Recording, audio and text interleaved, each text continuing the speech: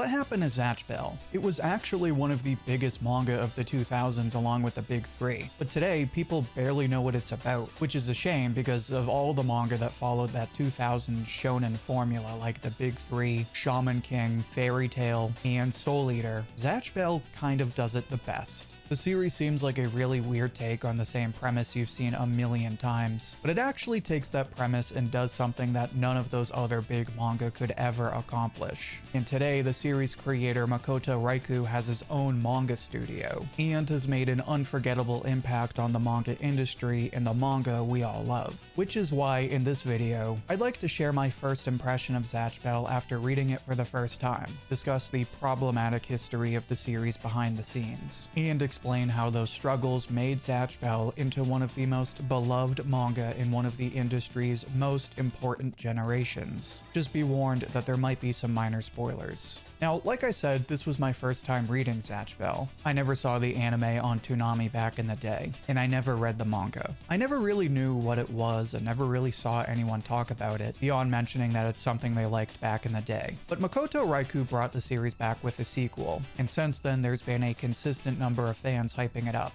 So as someone who loves 2000s manga and saw all of the hype, I finally bit the bullet. Now, if you're like I was, you probably have no idea what Zatch Bell is, or what it's about. So let me start with a quick summary. Zatch Bell is a story about Kiyomaru and Gash. Kiyomaru is a middle schooler whose genius has isolated him from everyone else at school. So his father sends him Gash, a mysterious child who can cast electric spells when Kiyomaru reads from the boy's spellbook. After they meet and become friends, the two meet another duo, Sherry and Brago, who explain that they've been made part of an ancient contest to decide the next king of the demon world, meaning Gash is one of the 100 demons who must fight to be the next demon king. But each demon can only use their full powers by finding their human partner and having them read from their special spellbook.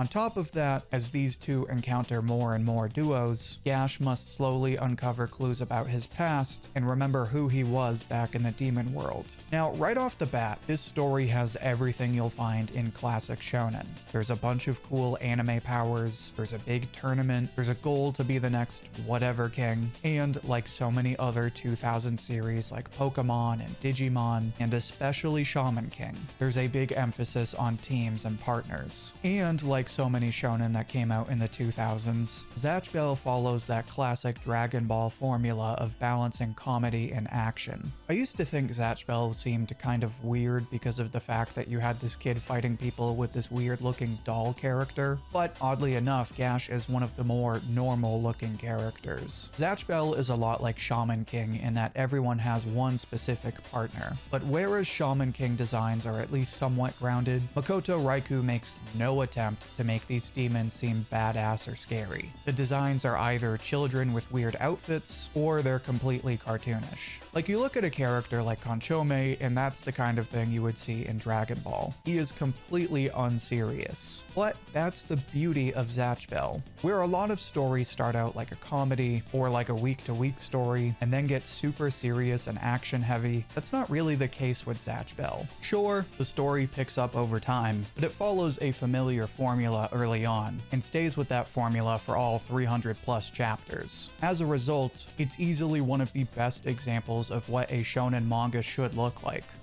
But before I say anything else, let's talk about today's video sponsor, Steamroller Animation. Steamroller is an independently owned studio that just dropped a pilot for their brand new sci-fi series, Spice Frontier. In the pilot, we watch the crew of the Serrano explore the mysterious planet Veltagar as they search for rare Earth spices. The crew is led by Kentucky Williams, a human chef looking to bring Earth cuisine to other planets, and Sela, the stoic cyborg pilot with all kinds of cool powers and abilities.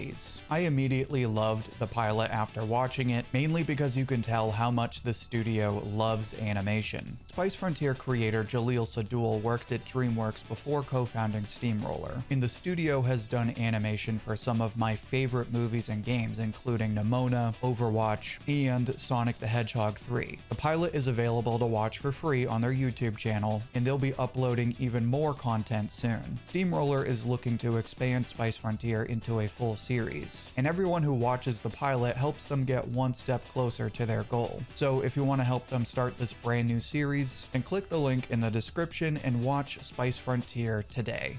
Now, you look at shonen manga from the 2000s, and a lot of them do the same thing. Like Shaman King started out sort of villain of the week, where like most of the story was Yo encountering different ghosts and helping them find peace. But then when they start the Shaman King tournament, it gets more and more action heavy. By the second half of the story, you don't have that original charm and it's all about the fights. That and getting coffee for some reason. You can even see this trend today in Jujutsu Kaisen. Jujutsu Kaisen was not that intense in the early arcs. It was emotional, but it wasn't all about the fights. But obviously that changed. Now, this doesn't happen with Zatch Bell. Zatch Bell is funny because it does all the typical shonen things. But the difference with Zatch Bell is that it never takes itself too seriously. So like if you look at the arcs for this series, you have the Encounter Saga, then the Stone Tablet Saga, then the Faudo Saga, and then the Clear Note Saga. The story as a whole is very straightforward. The premise is there's 100 demons and you need to beat the other 99. And the whole first like 100 chapters is literally just Gash fighting other demons every week. But where this would feel boring in another manga, it just works in Zatch Bell. And the reason is simple. Raikou treats each character like they're special. The best example of this is when Gash meets Kolulu. Unlike the other demons, Kolulu has no desire to become Demon King and just wants to be with her partner. But when she's dragged into a fight against her will, her book gets burnt, meaning she has to go back to the demon world. Before she leaves, Kolulu tells Gash that he should aim to be a nice king. What's special about Kolulu is that she basically impacts the entire rest of the story. She comes up again and again whenever Gash remembers why he wants to be Demon King and save everyone. Mind you, this is a character that we know for maybe 3 chapters. But Raikou treats her like a special character, and therefore she has a special value in the story. And the best part is that this is always the core of the story. So after the first 100 chapters or so, we enter what you might call the first serious arc. One of the 100 demons has this evil plan to awaken these 1,000-year-old demons. So Gash and his friends have to team up before he takes over the world. The great thing about this arc is that it achieves this balance between still following the basic premise of fighting 100 demons, while also switching up the plot. Because this bad guy, Zophis, isn't the main villain or anything. He's just one of the 100 demons that decides to raise an army rather than seek out a bunch of street fights. So it's great because you're still encountering all 100 demons, or most of them, but now there's a twist. By doing that, you avoid this feeling of a monotonous, episodic chore every time you meet a new character. And rather than suddenly forget about the original charm of the story, it only gets better in these serious arcs. In the Stone Tablets arc, you meet a character named Leela who is working for Zophis, but joins Gash because she's a good person and doesn't want to fight anyone. And at the end of the arc, you have a big fight between Brago and Sherry, and Zophis and his partner, Coco.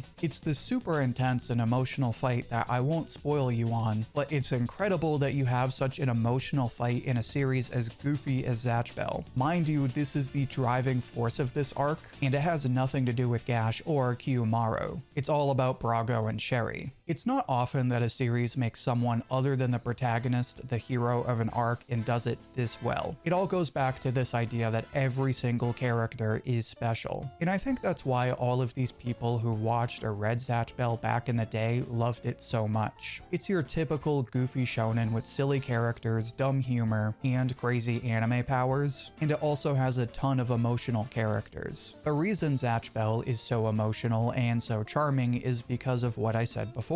It treats the characters like they're special without taking the story too seriously. You have those emotional moments, but because the story stays true to its roots, it still leaves room to be silly and have fun. Naturally, with a story as unique as this one, Zatch Bell should have been an instant success. And it was. The manga started in 2001 and quickly became one of Weekly Shonen Sunday's biggest series. 2 years later, the series got its own anime made by Toei that released in weekly episodes like One Piece, Bleach, and Naruto. And just like those other series, it would eventually make its way to the list of headliners on the hit show Toonami. And unlike Shaman King, which only got 64 episodes, Zatch Bell got a whopping 150 episodes. On top of that, it got not one, but 2 movies. It actually would have gotten more, but it eventually caught up to the manga when Makoto Raikou went on hiatus. And this brings us to the real answer of what happened to Zatch Bell. So like I said, Zatch Bell was a big hit. Actually, the series is really called Gash Bell, just like the main character is named Gash. But due to the weird localization issues, Gash was changed to Zatch, just like Kiyomaru was randomly shortened to Kyo. And these aren't the only overseas problems. Today, it's almost impossible to get your hands on English copies of the manga, and you can't even watch the anime on legal streaming sites. In fact, they never even finished translating the manga or dubbing the anime. The reason is because of Makoto Raikou's fight against the publisher of Weekly Shonen Sunday, Shogakukan.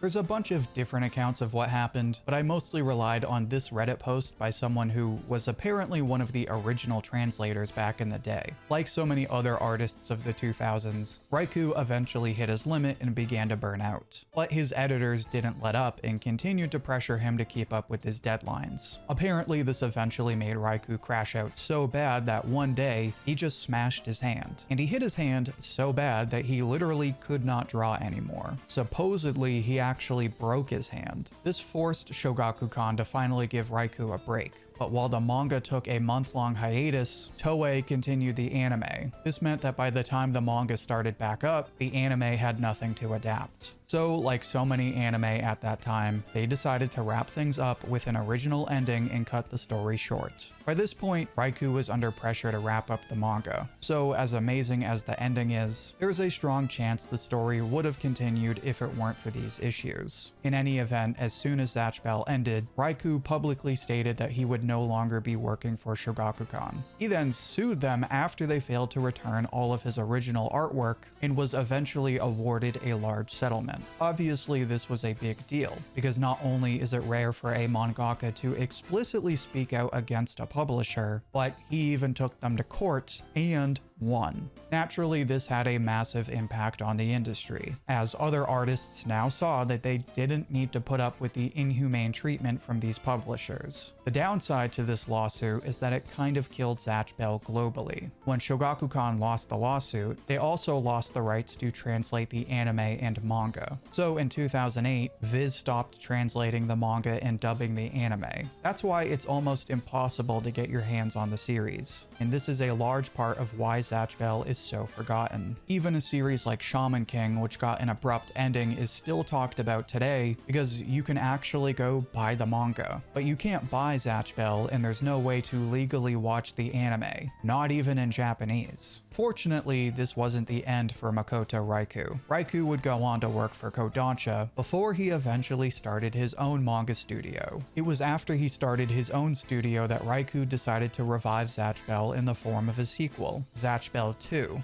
Now, I've only read the first chapter of the sequel, so I can't say too much about it. I can say that Raikou revamps the story in a way that's fairly simple, while also adding an interesting twist that's definitely worth reading. Plus, like I said in the beginning of the video, the sequel is the whole reason I even got into Zatch Bell. Loyal fans have been pushing the sequel for a couple of years now, and if I'm not mistaken, it's got something like 1 million copies sold already. The series is distributed digitally, so you still can't get it legally in English. But as you can tell by the dedicated translators like I mentioned from Reddit, and the loyal fans who continue to praise the manga years later, this is a series that tons of people hold near and dear. So while this series really doesn't get hyped up like the big three or Fairy Tail or Soul Eater, it's one of the most important manga of the 2000s. That being said, if you're a new fan, or if you watched the anime back in the day, there's a serious question of whether the manga is still worth reading. And my answer is a resounding yes. First, let me just say that this is very much a classic shonen. It's not a gag comedy, but it does use a lot of silly humor. So if you don't like that kind of silly humor that you see in a lot of 2000s manga, then you might not love this series. Even then, it's still worth reading for the reasons I mentioned before. It's a fun series that never takes itself too seriously, but the characters are amazing, which is funny because they're also goofy and cartoonish, but they're all special. Gash seems like he's going going to be kind of an annoying character, but his innocence and motivation to protect everyone makes him such an endearing character. Kiyomaru is a great character as well. Whereas Gash is the more childish character, Kiyomaru is the brains of the team that brings a sense of maturity. You also have the other main characters like Tio, who is absolutely hilarious. There's Kanchome, who is mostly comic relief, but becomes one of the most emotional characters in the story. You also have Wanlei, who adds a bit of romance to the series. And of course, you also have Brago and Sherry. Brago is sort of like the Vegeta of this series, because he's kind of OP and is super serious all the time. Sherry is a great character because she isn't physically strong like Brago, but she pushes herself to live up to his expectations. She has an extremely tragic backstory, and comes out of it as one of the most interesting and inspiring characters of the series. There's just so many great characters, and even though Zatch Bell doesn't have a complex power system or complicated fights, the characters make the fights incredible. I said this before, but Zatch Bell really is shonen done right. It follows the same basic formula as all the other series, but it doesn't use that as a crutch. The story picks up in the later arcs, but it doesn't try to be philosophical or psychological. It's pure shonen fun with characters that are properly fleshed out.